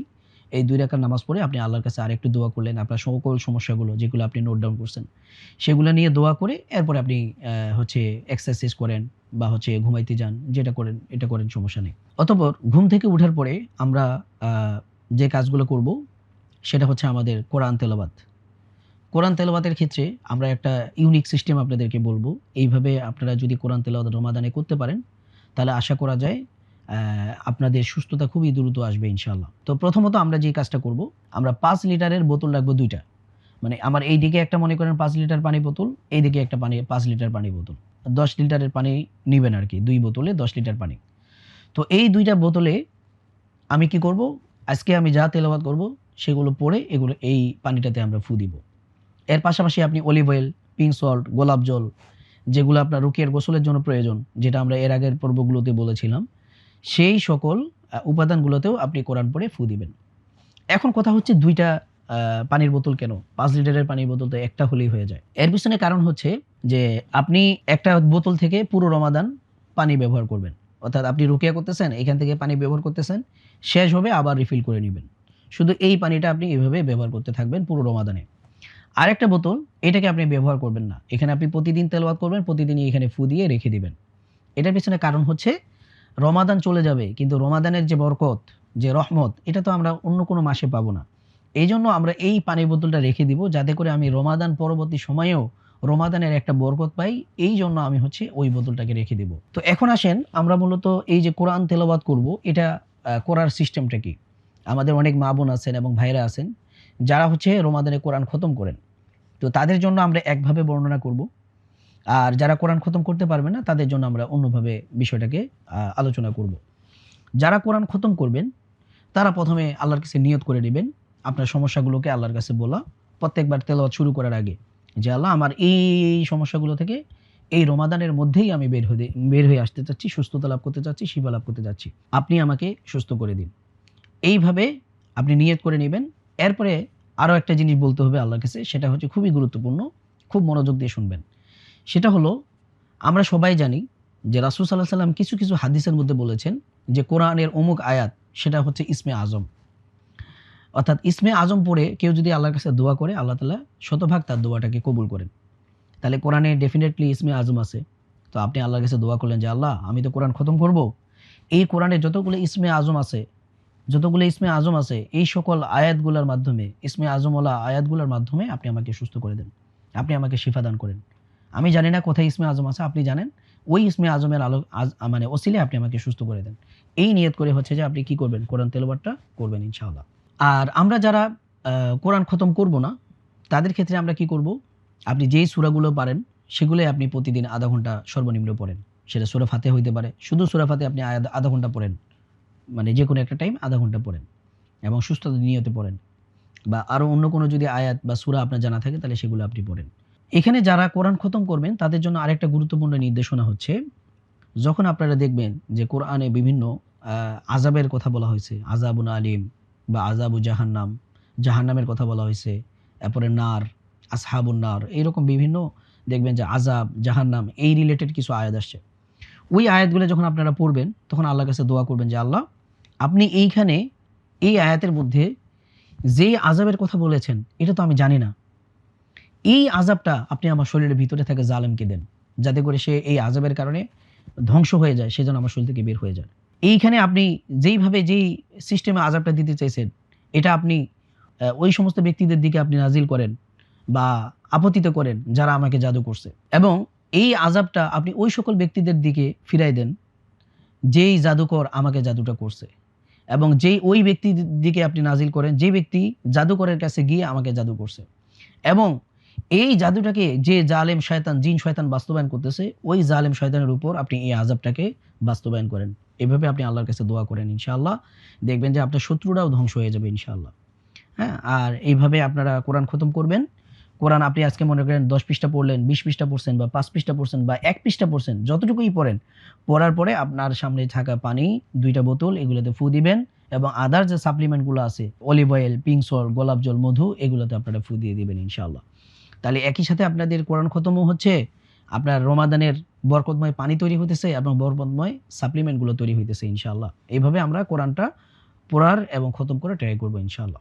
এই পর্যায়ে আমরা আরেকটা গুরুত্বপূর্ণ বিষয় নিয়ে আলোচনা করব, সেটা হচ্ছে রমাদানে আমাদের বিভিন্ন পেশেন্ট আছেন যারা হচ্ছে রুকিয়া করা পানি খেয়ে বমি করার ট্রাই করেন। আবার অনেকে আছে যে বাথরুম ক্লিয়ার হয় না, যে কারণে সোনা পাতা বা সোনামুখী পাতা ব্যবহার করেন। তো তাদের উদ্দেশ্যে আমরা দুটি কথা বলতে চাই। প্রথমত, এই রমাদান এবং এই রমাদানে আপনি যে রোজা রাখতেছেন, এই রোজাটাই মূলত আপনার বমির কাজটা করে দিবে, আপনার ইস্তেফরাগ করার কাজটা করে দিবে, আপনার সোনা পাতা খাওয়ার কাজটা করে দিবে। এটার ব্যাখ্যা আমরা আমাদের প্রথম পর্বে দিয়েছিলাম যে অটোফেজি, যখন আপনি রোজা রাখতেছেন, এই অটোফেজি চালু হওয়ার কারণে আপনার এই সেলের ভিতরে, আপনার পেটে যে সেলগুলো আছে এগুলোর ভিতরে যতগুলো টক্সিন আছে, যতগুলো জীবাণু আছে, যতগুলো হচ্ছে দূষিত কোষ আছে এবং যতগুলো দূষিত পদার্থ আছে, এই সবগুলোকে কিন্তু অটোফেজি ধ্বংস করে দিচ্ছে। হ্যাঁ? ভস্ম করে দিচ্ছে একবারে। সুতরাং আপনার আলাদা করে বমি করার প্রয়োজন হচ্ছে না। আলাদা করে সোনা পাতা খাবার প্রয়োজন হচ্ছে না। ২য় নম্বর হচ্ছে আমরা আরেকটা বলেছিলাম যে এমএমসি অর্থাৎ মাইগ্রেটিং আ মোটর কমপ্লেক্স, যেটা মেডিকেলের ভাষায় আমরা বলেছিলাম। সে কি করে? আপনার যে পেটের নাড়ি-ভুড়িগুলো আছে ওইখানে যতগুলা উপাদান আছে, জাদুর গিঁট, এরপরে হচ্ছে জাদুর যে প্রভাবগুলো, জাদুর যে বস্তুগুলো, এগুলোকে সে কি করে? ঝাড়ু দিয়ে ঝেঁটে খেদায় দেয়। সুতরাং আপনার জন্য এক্সট্রা করে বমি করাটা, এরপরে হচ্ছে সোনা পাতা খাওয়াটার কোনো প্রয়োজন নেই। বরং রোজাটাই আপনার ওই কাজটা করে দিচ্ছে ইনশাআল্লাহ। আর এরপরেও যদি আমরা রোজা রাখার পরে, মানে ইফতারির পরে হোক বা সেহারির সময় হোক, আমরা যদি সোনা পাতা খাই বা হচ্ছে বমি করি, তাহলে সেক্ষেত্রে এটা আমাদের আ ইলেক্ট্রোলাইট ইমব্যালেন্স হইতে পারে বা আদার্স কোনো প্রবলেম হইতে পারে। যে কারণে আমরা এই অন্ততপক্ষে রমাদানের মধ্যে এই কাজটা করব না ইনশাআল্লাহ। রমাদান পরবর্তী সময়ে আপনি এই কাজটা করতে পারবেন। আমাদের গাইডলাইনের এই পর্যায়ে আমরা হচ্ছে রুকিয়ার গোসল নিয়ে আলোচনা করব। তো রুকিয়ার গোসলটা আসলে এই রমাদানে খুবই গুরুত্বপূর্ণ। আপনি যে কোরআন খতম করতেছেন এবং রুকিয়ার যে পানি তৈরি করতেছেন, ওই পানিটা দিয়ে আপনাকে অবশ্যই গোসল করতে হবে। তো এই গোসল করার সিস্টেম হচ্ছে, আপনি ১ বালতি নরমাল পানি নিবেন। ওই পানির ভিতরে আপনি যেই ৫ লিটার পানি তৈরি করছেন, ওইখান থেকে ১ লিটার পানি আপনি বালতির পানির সাথে মিশাবেন এবং সেখানে আপনি ১ চিমটি পরিমাণ পিংক সল্ট, এরপরে ১ থেকে ৩ চা চামচ পরিমাণ অলিভ অয়েল এবং হচ্ছে ৭ টা বড়ই পাতা, এগুলোকে বেটে, পিষে তারপরে হচ্ছে আমরা ওই পানির সাথে মিক্স করব। তো এইভাবে মিক্স করার পরে এই পানিটা থেকে আপনি আপনার মাথা থেকে আস্তে, আস্তে ঢালবেন এবং পুরো শরীরটাকে ঘষবেন, মাজবেন, ম্যাসাজ করবেন এবং আল্লাহর কাছে দোয়া করবেন যে, "আল্লাহ, এই রুকিয়ার পানির ওসিলায় আপনি আমার বডিতে থাকা জাদুর যত প্রভাব আছে, জিনের যত প্রভাব আছে, শয়তানের যত প্রভাব আছে, মানুষ শয়তানদের যত প্রভাব আছে, এই সকল প্রভাবগুলোকে আপনি ধ্বংস করে দেন, ধুয়ে মুছে সাফ করে দেন।" এইভাবে দোয়া করতে থাকা এবং হচ্ছে মাসাজ করা। এইভাবে আধা বালতি দিয়ে আপনি গোসল করলেন। পরবর্তীতে আবার আধা বালতি পানি ঢেলে এইভাবে গোসল করেন, মাসে করেন, ঘষেন। এরপরে পরবর্তীতে আমরা যখন আমাদের গোসল শেষ হয়ে গেল, পরবর্তী সময়ে আমরা নরমালি যেভাবে গোসল করি, অর্থাৎ সাবান, শ্যাম্পু, ফেস ওয়াশ যা মন চায় আমরা সেগুলো ব্যবহার করে ফ্রেশ হয়ে আমরা বের হয়ে চলে আসবো ইনশাআল্লাহ। তো এইভাবে আমরা রুকিয়ার গোসলটা করব। তবে এখানে গুরুত্বপূর্ণ বিষয় হচ্ছে রুকিয়ার গোসলটা রমাদানে আমরা কখন করব? তো আমরা বলতেছিলাম, এই যে আপনি সারাদিন রোজা রাখেন, রোজা রাখার ফলে আপনার কি হয়? শরীর থেকে অনেকগুলো টক্সিন বের হয়ে যায়। আমাদের স্কিন থেকে টক্সিন বের হয়। তো এইজন্য রমাদানে গোসল করার সবথেকে উত্তম সময় হচ্ছে মাগরিবের পর এবং এশার আগে গোসলটা করে ফেলা। কারণ ওই সময় আপনি গোসলটা করলে সবথেকে বেটার ফিল করবেন ইনশাআল্লাহ। আর কারো যদি সর্দি কাশি বা এই ধরনের কোনো প্রবলেম থাকে, তাহলে আমরা বলব আপনি মাগরিবের আগে অর্থাৎ আসরের পরে গোসলটা করেন, রুকিয়ার গোসলটা করেন। কারণ হাদিসের মধ্যে আসছে, রাসূল সাল্লাল্লাহু আলাইহি ওয়াসাল্লাম বলছেন যে, "সন্ধ্যা হলে তোমরা তোমাদের বাচ্চাদেরকে ঘরে আটকায় রাখো এবং দরজা এবং জানালাগুলো বিসমিল্লাহ বলে আল্লাহর নাম নিয়ে বন্ধ করে দাও।" কেন? কারণ হচ্ছে এই সময় শয়তানরা হচ্ছে দুনিয়ার বুকে ছড়িয়ে পড়ে অনিষ্ট করার জন্য। সুতরাং যারা মনে করেন যে মাগরিবের পরে প্রবলেম বেড়ে যায় বা রাতের দিকে সমস্যা বেড়ে যায়, তাদের জন্য আমরা বলব আপনারা আসরের পরে গোসল করবেন। আর চেষ্টা করবেন প্রতিদিন গোসল করার জন্য এবং এই গোসলটা অবশ্যই মাগরিবের পরে এবং এশারের মধ্যে করার জন্য আমরা সাজেস্ট করতেছি ইনশাআল্লাহ। এই সময় গোসলটা করলে আপনাদের জন্য সবথেকে বেশি বেনিফিশিয়াল হবে। এখানে একটা প্রশ্ন আমরা সবসময় শুনতে পাই, সেটা হচ্ছে, "ভাই, ঢাকা শহরে তো বড়ই পাতা পাওয়া যায় না। তাহলে এটার বিকল্প কি হইতে পারে? বা এটার অল্টারনেটিভ ব্যবস্থা কি হইতে পারে?" তো এক্ষেত্রে আমরা বলব যে ঢাকা শহরে এখনো বিভিন্ন জায়গায় বড়ই গাছ পাওয়া যায়। সেখান থেকে আপনারা কি করবেন? রমাদানের শুরুতেই অনেকগুলো বড়ই পাতা একসাথে নিয়ে আসবেন। আসার পরে সেগুলোকে ভালোমতো ধুয়ে পরিষ্কার করে তারপরে রুকিয়ার করা পানি অর্থাৎ পড়া পানি দিয়ে ওই বড়ি পাতাটাকে ব্লেন্ড করে ফেলবেন। ব্লেন্ড করার পরে আমাদের যে আইস পট আছে, ছোট, ছোট যে আইসক্রিমের যে পটগুলা, ওগুলাতে আমরা হচ্ছে বড়ির মতো বা ট্যাবলেটের মতো রেখে দিলাম ফ্রিজে। অথবা কোনো একটা বাটিতে আপনি রেখে দিতে পারেন।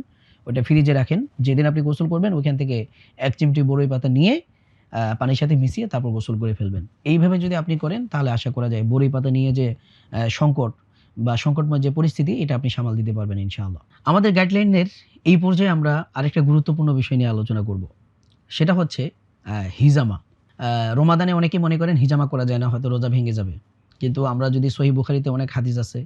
এর মধ্যে একটা হাদিস হচ্ছে রাসূল সাল্লাল্লাহু আলাইহি ওয়াসাল্লাম বলেছেন, মানে আনাস ইবনে মালিক রাদিয়াল্লাহু তাআলা আনহু সম্ভবত উনিই বলেছেন এবং এই হাদিসটা বুখারীর মধ্যেও আছে এবং এটা সহিহ হাদিস। তো তিনি বলতেছেন, "ইহতাজামা রাসূলুল্লাহি সাল্লাল্লাহু আলাইহি ওয়াসাল্লাম ওয়া হুয়া সাইম।" অর্থাৎ রাসূল সাল্লাল্লাহু আলাইহি সাল্লাম রোজা রাখা অবস্থায় হিজামা করেছিলেন।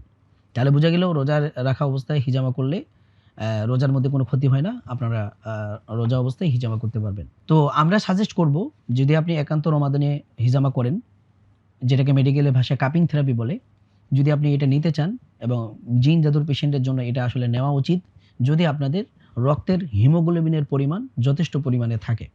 তাহলে আপনারা হিজামাটা নিবেন এবং এই হিজামাটা নিবেন হচ্ছে এই ১৭, ১৯ এবং ২১ রমাদান এই ৩ দিনের মধ্য থেকে যেকোনো একদিন। কেননা এই সময়গুলোতে হিজামাটা নেওয়া হচ্ছে সুন্নাত সম্মত সময়। অর্থাৎ রাসূল সাল্লাল্লাহু আলাইহি ওয়াসাল্লাম প্রত্যেক চন্দ্র মাসের ১৭, ১৯ এবং ২১ তারিখ এই ৩ দিনের যেকোনো একদিনে উনি হিজামাটা করাইতেন। সুতরাং আপনারা যারা হিজামা করবেন এবং যাদের প্রয়োজন, এবং আমরা মনে করি আপনার যদি রক্তের হিমোগ্লোবিন ঠিক থাকে, যথেষ্ট পরিমাণে থাকে, আপনার উচিত রমাদানে হিজামা করানো। সেক্ষেত্রে আপনি ১৭ তারিখ অথবা ১৯ তারিখ অথবা ২১, অর্থাৎ ১৭ই রমাদান, ১৯ রমাদান এবং ২১ রমাদান এই ৩টার যেকোনো একদিন আপনি হচ্ছে হিজামাটা করাইতে পারেন ইনশাআল্লাহ। তো রমাদানে হিজামা করার আরেকটা বাস্তবসম্মত কারণ হচ্ছে, যেটা আমরা আমাদের অভিজ্ঞতায় দেখেছি এবং আমরা হাদিসেও পেয়েছি। রাসূল সাল্লাল্লাহু আলাইহি ওয়াসাল্লাম বলেছেন যে, "ইন্না শাইতানা মিনাল ইনসানি মাজরাদ দাম", যে নিশ্চয়ই শয়তান মানুষের রক্তের প্রবাহের সাথে চলাচল করে। তাহলে দেখেন এই হিজামার সাথে কিন্তু রক্তের সম্পর্ক। অর্থাৎ হিজামা কি করে? আমাদের রক্তে থাকা টক্সিনগুলোকে বের করে বা দূষিত রক্তগুলোকে সে বের করে ফেলে। হুম? তো এই ক্ষেত্রে রাসূল সাল্লাল্লাহু আলাইহি ওয়াসাল্লাম বলছেন যে শয়তানের প্রভাবটা কোথায় হয়? রক্তের প্রভাবের সাথে। তাহলে আপনি যখন হিজামা করবেন এবং নিয়ত করবেন যে, আল্লাহ আমার রক্তের মাধ্যমে আপনি জাদুর প্রভাবটাকে বের করে দেন, জিন শয়তানের প্রভাবগুলোকে বের করে দেন, তখন কিন্তু আল্লাহ তাআলা সেভাবেই আপনার প্রভাবগুলোকে বের করে দিবেন এবং এটা আপনার সুস্থতার জন্য খুবই জরুরি একটা বিষয় এবং এটা আপনার জন্য অনেক উপকার বয়ে নিয়ে আসবে ইনশাআল্লাহ। এরপরে আরেকটা বিষয় হলো, রাসূল সাল্লাল্লাহু আলাইহি সাল্লাম যখন জাদুতে আক্রান্ত হন, তখন তিনি সর্বপ্রথম তার মাথার ২ শিং বরাবর হিজামা করাইছিলেন। তো এখান থেকেও বোঝা যায় যে জাদুর সমস্যার সাথে এবং জিন শয়তানের কেন্দ্রিক যে সমস্যাগুলো, এগুলোর সাথে হিজামাটা করানোটা খুবই জরুরি এবং এটা হাদিস দ্বারা প্রমাণিত একটা বিষয়। এজন্য আমরা রমাদানে হিজামা নেওয়ার চেষ্টা করব। তবে শর্ত হলো, যদি আপনার রক্তের হিমোগ্লোবিনের পরিমাণ ঠিকমতো থাকে, সঠিক পরিমাণে থাকে, যথেষ্ট থাকে, তাহলে আপনি রমাদানের ওই ৩টা দিনের যেকোনো একটা দিনে হিজামা করতে পারেন। সেটা হচ্ছে ১৭ই রমাদান অথবা ১৯ রমাদান অথবা হচ্ছে ২১ রমাদান। আমাদের গাইডলাইনের এই পর্যায়ে আমরা ইফতার নিয়ে কথা বলতে চাচ্ছি। তো ইফতারের ক্ষেত্রে আপনারা যে জিনিসটা করতে পারেন সেম একই জিনিস। আজওয়ার ক্ষেত্রে আরেকটা হাদিস আসছে এবং ফাতুল বাড়িতে এটা নিয়ে ব্যাখ্যা আসছে যে, রমাদানে কেউ চাইলে বা যেকোনো সময় কেউ যদি চায়, যেহেতু আমরা সারাদিন না খেয়ে থাকতেছি, তো রমাদানে না খেয়ে থাকার কারণে কি হচ্ছে? আমরা খালি পেটে থাকতেছি। আর হাদিসে আসছে খালি পেটে আজওয়াটাকে খাওয়ার জন্য। তাহলে আপনি কিন্তু যখন ইফতার শুরু করবেন তখন আপনি খালি পেটে আছেন। তো সেক্ষেত্রে আপনি আজওয়া খেজুর খাইতে পারেন। ৭ টা আজওয়া খেজুর দিয়ে ইফতার শুরু করতে পারেন। আর যদি ৭ টা আজওয়া খেজুর খাওয়া সম্ভব না হয়, তাহলে অবশ্যই রুকিয়া করা পানি দিয়ে আপনি রুকিয়া শুরু করবেন। এবং রাসূল সাল্লাল্লাহু আলাইহি ওয়াসাল্লাম হাদিসের মধ্যে বলছেন, ইফতারি শুরু করার সুন্নত হচ্ছে খেজুর অথবা পানি। তাহলে আপনি ২ টাই খাইতে পারেন। হয় আজওয়া খেজুর খান ৭ টা এবং সাথে, সাথে পড়া পানি খান, রুকিয়া করা পানি খান। আর যদি খেজুর খাওয়া পসিবল না হয়, যাদের ডায়াবেটিস আছে, একটা খেজুর খাইতে পারেন এবং সাথে, সাথে পড়া পানি খেয়ে নিতে পারেন। এইভাবে আপনার ইফতারটা শুরু করা উচিত। আমরা সাধারণত বাংলাদেশে যেটা করি, আমরা ভাজা-পোড়া এবং বিভিন্ন আজেবাজে জিনিস খাই, যেগুলো খাওয়ার কারণে এই যে আপনার রমাদানের রোজাটা আপনার যে অটোফেজির মাধ্যমে আপনার জাদুর বিরুদ্ধে আপনার রোজাটা যে যুদ্ধ করতেছিল এবং এমএমসি আপনার যে পক্ষে হয়ে যে কাজটা করতেছিল, জাদুর বিরুদ্ধে লড়াই করতেছিল, জাদুর প্রভাবগুলোকে ধ্বংস করার জন্য, জাদুর গিঁটগুলোকে ধ্বংস করার জন্য এবং জাদুর আ আ নষ্ট যে উপাদানগুলো এবং দূষিত যে বস্তুগুলোকে দূরীভূত করার জন্য অটোফেজি এবং এমএমসি যে কাজটা করতেছিল, আপনি যখন এই ইফতারের মধ্যে ভাজা পোড়া খাবেন, তখন কিন্তু আপনার ওই অটোফেজি যেটা, এটা নষ্ট হয়ে যাবে এবং এমএমসি যেটা, এটা কিন্তু নষ্ট হয়ে যাবে। এজন্য আমরা চেষ্টা করব এই ভাজা পোড়া না খাইতে, অর্গানিক এবং প্রাকৃতিক খাবার খাওয়ার আমরা চেষ্টা করব। এক্ষেত্রে রাসূল সাল্লাল্লাহু আলাইহি সাল্লাম আরেকটা সুন্দর খাবার খাইতেন, সেটাকে আমরা বলি নাবিজ। নাবিজ মানে হচ্ছে আপনি আগের দিন রাত্রে দুধ হইতে পারে, আপনি ১ কাপ দুধ নিলেন, ওইখানে আপনি কয়েকটা খেজুর, সেটা আজওয়া খেজুর হইতে পারে, অন্য কোনো খেজুর হইতে পারে। আপনি কয়েকটা খেজুর ওই বিচিটা ফালাই দিয়ে ওইখানে ছেড়ে দিয়ে রাখবেন। এইভাবে যখন আপনি একদিন রেখে দিবেন, পরের দিন আপনি ইফতারের সময় ওইটাকে খাইতে পারেন। এটা দইয়ের মতো হয়ে যাবে এবং খাইতে অনেক সুস্বাদু লাগে। এটা আপনার জন্য অনেক ভালো কাজ করবে ইনশাআল্লাহ। এছাড়াও আমরা ওই যে তালবিনার কথা বলছিলাম, যাদের ডিপ্রেশনের প্রবলেম আছে বা রোজা রাখার কারণে অনেক ক্লান্তি আসে, ডিপ্রেশন কাজ করে, তাদের জন্য তালবিনাটা বেস্ট। তালবিনার কথা আমরা বলেছিলাম, মধু, দুধ এবং হচ্ছে যবের আটা, এই ৩ টা সংমিশ্রণে মূলত একটা আ আ তৈরি হয়, সুজির মতো তৈরি হয় বা সেমাইয়ের মতো তৈরি হয়। ওইটা আপনারা খাইতে পারেন। ওইটা আপনাদের হৃদয়কে প্রশান্ত করবে এবং আপনার ডিপ্রেশনকে দূর করবে ইনশাআল্লাহ। আর এক্ষেত্রে আমরা আবারও সতর্ক করতেছি, যাদের ডায়াবেটিসের প্রবলেম আছে তাদের জন্য মধু এবং হচ্ছে খেজুর এগুলো না খাওয়াটাই বেটার। এবং আপনারা আপনাদের ডাক্তারের সাথে পরামর্শ করবেন আসলে খাইতে চাইলে কতটুকু খাইতে পারবেন। আরেকটা বিষয় হলো আমরা সর্বদাই আপনাদেরকে বলতেছি, আপনি যদি খেজুর খাইতে না পারেন তাহলে সেক্ষেত্রে আপনি অবশ্যই পোড়া পানি দিয়ে শুরু করেন। পোড়া পানি খান এবং যেটা আপনার জন্য উপযুক্ত সেই খাবারটাই খান ইনশাআল্লাহ। তবে সেটা যেন স্বাস্থ্যসম্মত খাবার হয় সেটার দিকে খেয়াল রাখবেন। এটাই হচ্ছে আপনাদের প্রতি আমাদের আরজ। তো আলহামদুলিল্লাহ দেখতে, দেখতে দেখা গেল যে আমরা আমাদের গাইডলাইনের প্রায় শেষের দিকে চলে আসছি। তো এর মধ্যে আমরা আরেকটা গুরুত্বপূর্ণ বিষয় আপনাদেরকে জানাতে চাই। সেটা হচ্ছে আপনারা যারা জিন জাদুর সমস্যার কারণে মাজলুম অবস্থায় আছেন, অর্থাৎ আপনার উপরে কেউ জুলুম করতেছে। মূলত আপনাদের উপর এই জাদু করার মাধ্যমে ৩ শ্রেণীর ব্যক্তি আপনাদের উপর জুলুমটা করে থাকে। নাম্বার 1, যে ব্যক্তি জাদুকরের কাছে গিয়েছে আপনাকে জাদু করার জন্য সেই ব্যক্তি। ২য় নম্বর, যেই জাদুকরের কাছে গেছে ওই জাদুকর। ৩য় নম্বর হচ্ছে জাদুকর যে জিনগুলোকে আপনার শরীরে পাঠাইছে জাদুকে বাস্তবায়ন করার জন্য, এই ৩ শ্রেণী। তো আমরা এই পুরো রমাদান জুড়ে এই ৩ শ্রেণীকে লানত দিব। আমরা আমাদের অভিজ্ঞতা দেখেছি যারা লানত দিয়েছে এরা বাস্তবিক তাদের শত্রুর, তাদের উপর যারা জুলুম করতেছে এই জালেমদের অধঃপতন তারা তাদের নিজের চোখেই দেখেছে। এটা আমার অভিজ্ঞতায় আমি একাধিকবার দেখেছি। আলহামদুলিল্লাহ, আল্লাহ তাআলা আমাকে এই তৌফিক দিয়েছেন। আমাদের এক পেশেন্ট তিনি একবার দোয়া করতেছিলেন পুরো রমাদান জুড়ে যে আল্লাহ আমাকে যে জাদু করছে তাকে হচ্ছে আপনি ব্রেন স্ট্রোক করে প্যারালাইসিস বানাই দেন। এইভাবে উনি পুরো রমাদান তার উপর লানত দিছে। তো ঠিকই রমাদানের যেদিন শেষ, ঈদের দিন ওই ব্যক্তি যিনি তাকে জাদু করছিল সে হচ্ছে দেখা গেছে কি মানে ঠিকই ব্রেন স্ট্রোক করে প্যারালাইসিস হয়ে গেছে এবং মেডিকেলে ভর্তি। তো এইটা পেশেন্ট আমাদের সাথে সরাসরি শেয়ার করছেন। তো এইরকম আরও অনেক অভিজ্ঞতা আমরা দেখছি, যখনই সে এইভাবে দোয়া করছে তখনই তার এই দোয়াটা বুলেটের মতো কাজ করছে এবং এই লানতটা কাজ করে অনেক। তো এইখানে আরেকটা বিষয় বলি, আরেকটা ঘটনা, সেম ওই একই পেশেন্ট ওই প্যারালাইসিস হয়ে যাওয়ার পরেও ব্রেইন স্ট্রোক করার পরেও ওই লোকটা পরবর্তীতে আবার সুস্থ হয়ে যায়। সে পরে আবার জাদু কার্যক্রমগুলো পরিচালিত করতে থাকে। তো এই বোন কি করে তখন আবার লানত দেওয়া শুরু করে এবং এইবার সে দোয়া করছিল আল্লাহ যেন তাকে অন্ধ করে দেয়। মানে যাতে করে সে মানে যেই চোখ দিয়ে জাদু করে বাড়ির রাস্তা দেখে, পথ দেখে, ওইখানে পর্যন্ত সে যেন যাইতে না পারে। তো আল্লাহ যেন তার চোখের আলো কেড়ে নেয়, চোখের জ্যোতি যেন কেড়ে নেয়। এই জন্য সে টানা লানত করছে, অভিসম্পাদ দিয়েছে। ঠিকই দেখে গেছে এই লানতের কিছুদিন পর তার চোখের প্রবলেম ধরা গেছে, চোখ দিয়ে সে আর কিছু দেখে না।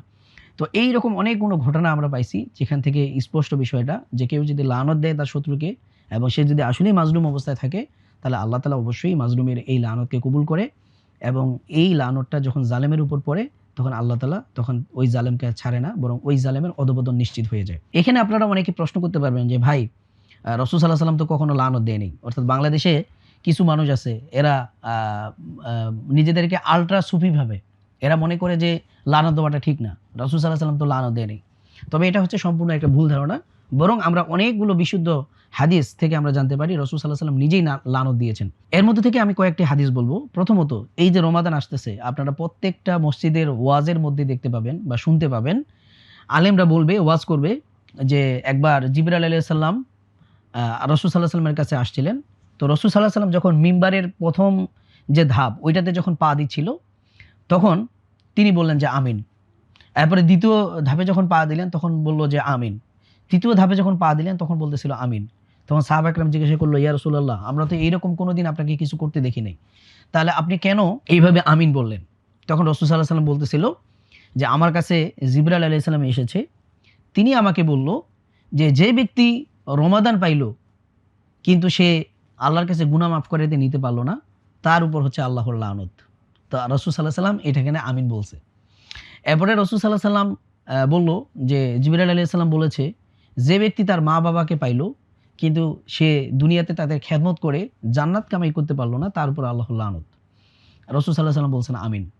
তাহলে দেখেন এখানে মজার বিষয় হলো আল্লাহ তাআলা জিবরাইল আলাইহিস সালামকে পাঠাইছেন আর জিবরাইল আলাইহিস সালাম তার জবানে লানত দিচ্ছেন, রাসূল সাল্লাল্লাহু আলাইহি ওয়াসাল্লাম সেটাকে এগ্রি করতেছেন এবং সেটার জন্য সে আল্লাহর কাছে দোয়া করতেছেন আল্লাহ যেন কবুল করে। আমিন মানে কি? হে আল্লাহ আপনি কবুল করেন। তাহলে জিবরাইল আলাইহিস সালাম লানত দিচ্ছেন, রাসূল সাল্লাল্লাহু আলাইহি ওয়াসাল্লাম বলতেছেন আমিন, কবুল করুন। তাহলে লানত দেওয়া যে জায়েজ, তাহলে এটা এই হাদিস থেকে আমরা স্পষ্টভাবে জানতে পারলাম। আরও একটা ইন্টারেস্টিং বিষয় হলো এইখানে মূলত লানতটা কাদেরকে দেওয়া হচ্ছে এটা আপনাকে বুঝতে হবে। এইখানে লানত দেওয়া হচ্ছে মূলত যারা ঈমানদার, যারা মুমিন মুসলিম তাদেরকে। কারণ রমাদান কে পালন করে, রোজা কে পালন করে? যে মুমিন মুসলমান, কাফির তো না। তাহলে বোঝা গেল ক্ষেত্র বিশেষ মুমিনদেরকেও লানত দেওয়া কি আছে? জায়েজ আছে। মুসলিমদেরকেও লানত দেওয়া জায়েজ আছে, যেটা রাসূল সাল্লাল্লাহু আলাইহি সাল্লাম এবং জিবরাইল আলাইহিস সালাম এবং আল্লাহ তাআলার নির্দেশনার মাধ্যমে এই হাদিস থেকে আমরা বিষয়টি জানতে পারলাম। দ্বিতীয় নম্বর আরেকটা বড় দলিল হচ্ছে রাসূল সাল্লাল্লাহু আলাইহি সাল্লাম মক্কার জীবনে যখন তাওহীদের দাওয়াত দিচ্ছিলেন, কুফর এবং শিরকের বিরুদ্ধে দাওয়াত দিচ্ছিলেন, ওই সময়ে একবার উতবা সাইবা এরকম 12 জন কাফির মিলে রাসূল সাল্লাল্লাহু আলাইহি সাল্লাম কাবার চত্বরে নামাজ পড়তেছিল। তখন তারা একটা পচা উটের ভুঁড়ি এনে রাসূল সাল্লাল্লাহু আলাইহি সাল্লামের উপর চাপিয়ে দিয়েছিল তিনি যখন সিজদার অবস্থা ছিলেন তখন।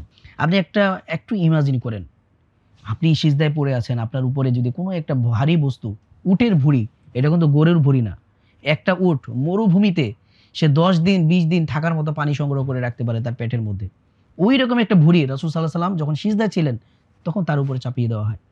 তো এইটার কারণে ওনার দম বন্ধ হয়ে যাওয়ার উপক্রম হয়েছিল। তো ওই মুহূর্তে ফাতিমা রাদিয়াল্লাহু তাআলা আনহা এসে ওই ভুঁড়িটাকে সরায় ফেলেন। এরপর রাসূল সাল্লাল্লাহু আলাইহি সাল্লাম সিজদা থেকে ওনার মাথা উঠালেন, ওনার পুরো চেহারা লাল হয়ে গিয়েছিল।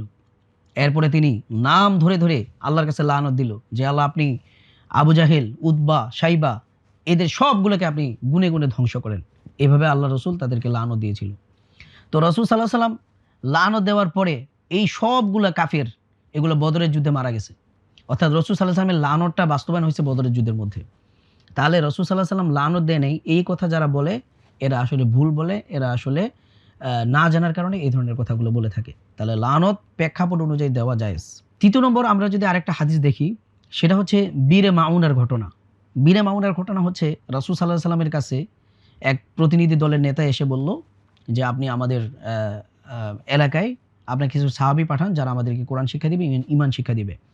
তখন রাসূল সাল্লাল্লাহু আলাইহি সাল্লাম আসহাবে সুফফার 70 জন সাহাবী যারা সারা রাত কোরআন তেলাওয়াত করতো এবং তাহাজ্জুদ পড়তো আর দিনের বেলা এই কাঠ কাটতো, এইরকম 70 জন ইবাদতগুজার সাহাবীদেরকে রাসূল সাল্লাল্লাহু আলাইহি সাল্লাম ওই গোত্রের কাছে পাঠাইলেন।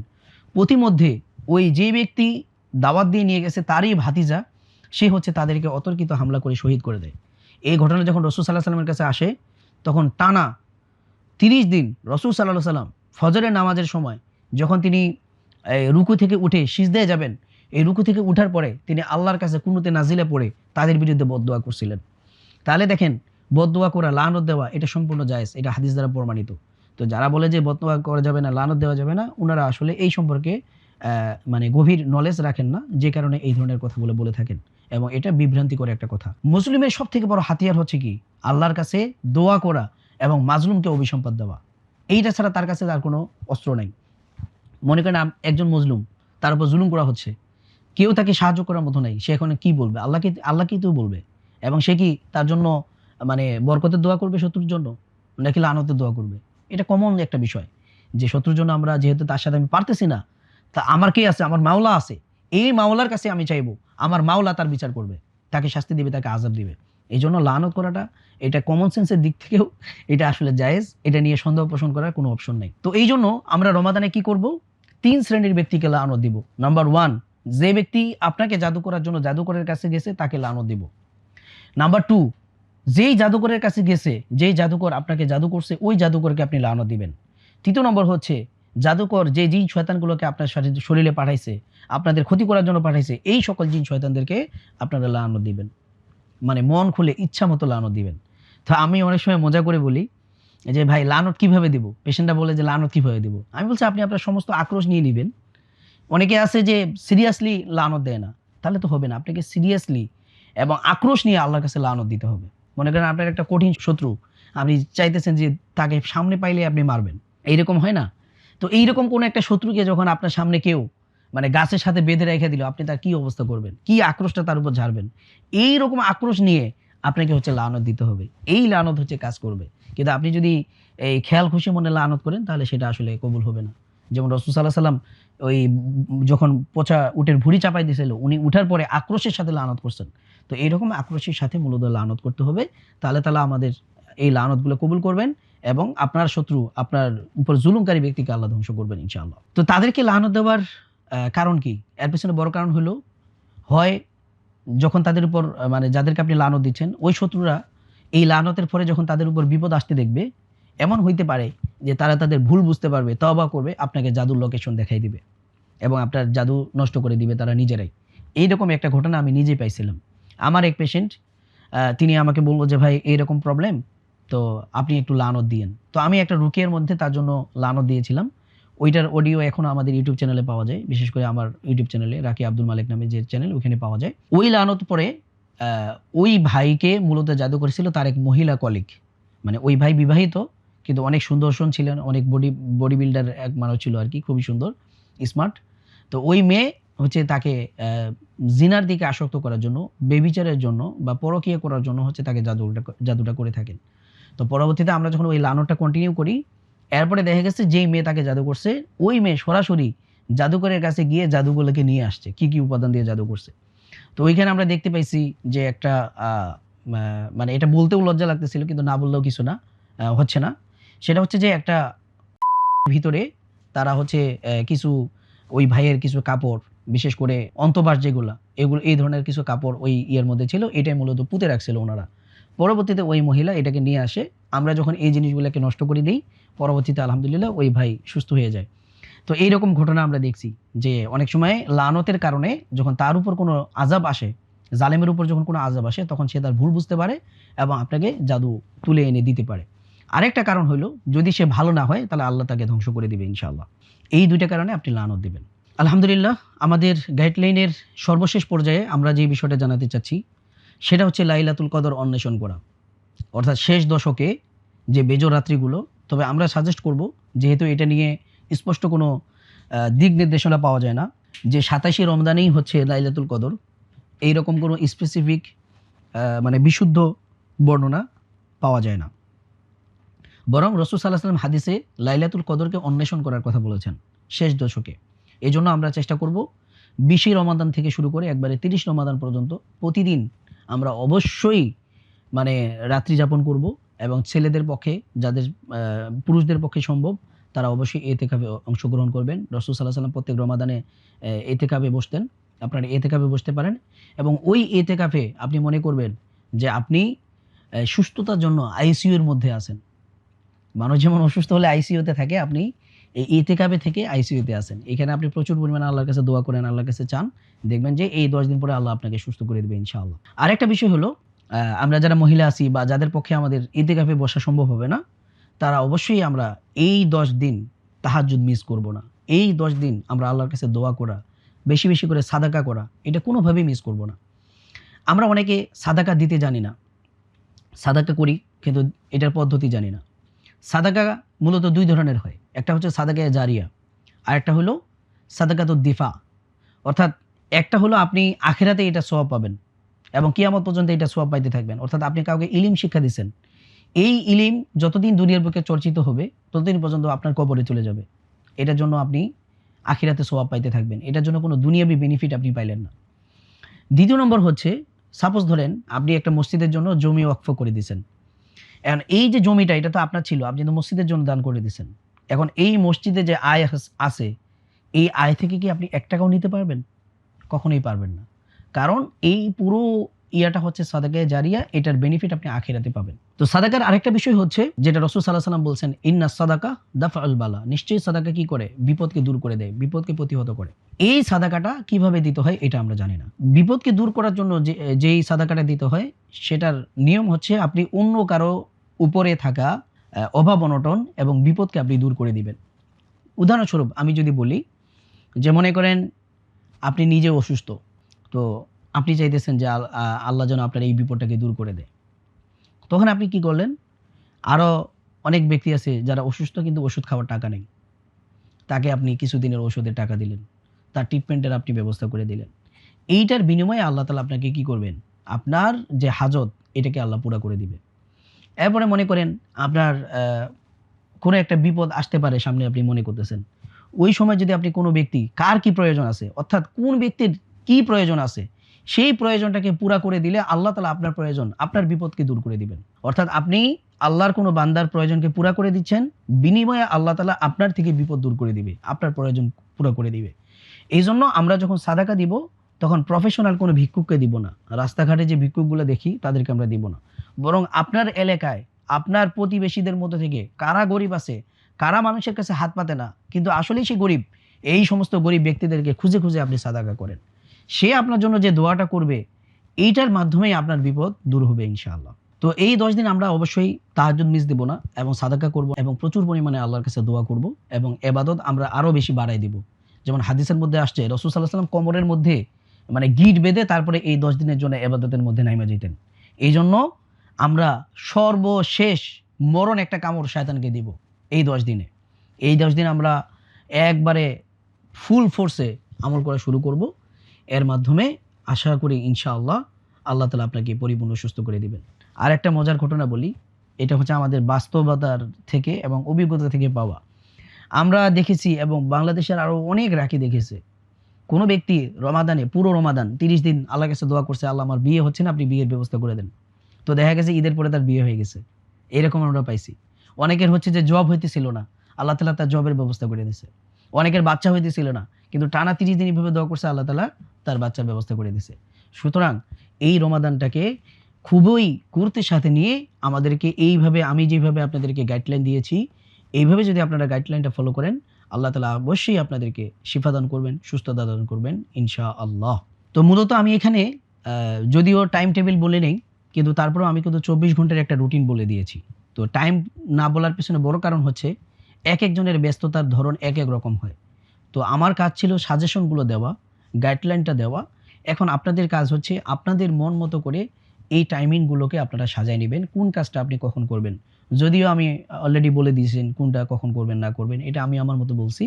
কিন্তু আপনারা মূলত আপনাদের মতো করে এই রুটিনটা সাজায় নিবেন, এই গাইডলাইনটা সাজায় নিবেন ইনশাআল্লাহ। এভাবে যদি আপনারা দোয়া করেন এবং এই গাইডলাইনটা পরিপূর্ণভাবে ফলো করেন, আশা করা যায় আল্লাহ তাআলা আপনাদেরকে পরিপূর্ণ সুস্থতা দান করবেন। আল্লাহ যেন আপনাদেরকে পরিপূর্ণ সুস্থতা দান করে, শিফা দান করে, আপনাদের সমস্ত রোগগুলো থেকে আল্লাহ যেন আপনাদেরকে নাজাত দান করে, সকল বিপদ এবং সকল অসুস্থতা এবং সকল সমস্যা থেকে আল্লাহ যেন আপনাদেরকে পরিপূর্ণভাবে নাজাত দান করে, শিফা দান করে, এই কামনা করে, এই বাসনা করে আজকে আমাদের এই আলোচনাটি এখানেই সমাপ্ত করতেছি। আসসালামু আলাইকুম ওয়া রাহমাতুল্লাহি ওয়া বারাকাতুহু। 6 লক্ষাধিক পণ্য আর অসংখ্য সুবিধা নিয়ে আস্থার রকমারি আপনার দৌড়ে। যা কিছু দরকারি সাথে আছে রকমারি। বই ও পণ্য অর্ডার করতে ভিজিট করুন এখনই।